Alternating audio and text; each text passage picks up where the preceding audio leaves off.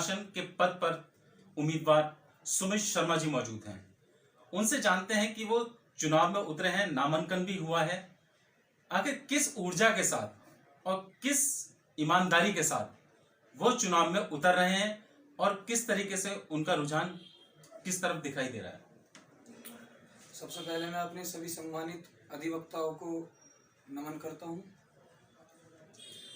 दूसरा, मैं सभी से ये कहना चाहता हूं कि मैं इस पोस्ट के लिए आया हूं और मैं उस पैनल से आया हूं कि जिसमें श्री कुंवरपाल शर्मा जी और श्री सतीश चौधरी जी हमारे पैनल के उनके अंडर में हमारा पैनल बना हुआ है।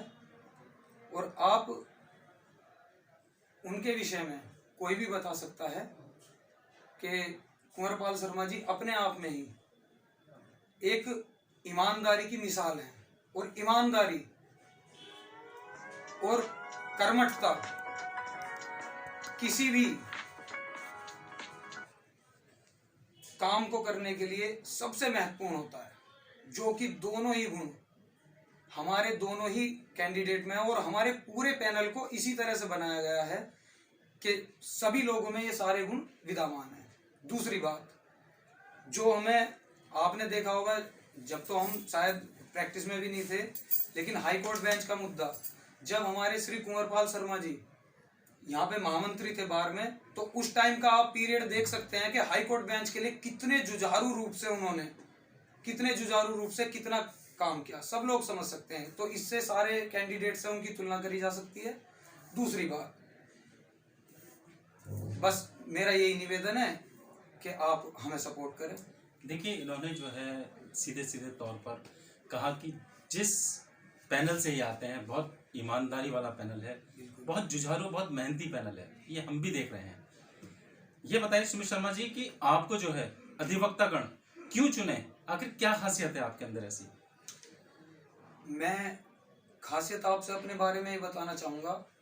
पहली बात तो मैंने अभी आपसे कुछ पॉइंट क्लियर करें, उसके अलग मैं दूसरी चीज़ बताता हूँ कि प्रोफेशनल होने के साथ साथ हम प्रोफेशनल हैं, इसमें कोई दो राय वाली बात नहीं है भाई साहब, लेकिन उसके साथ में हमें भावनात्मक अटैचमेंट जो है वो, ये वकील जो है, ये वकील समूह जो है, ये एक फैमिली है, ये एक परिवार है। बिल्कुल एक परिवार।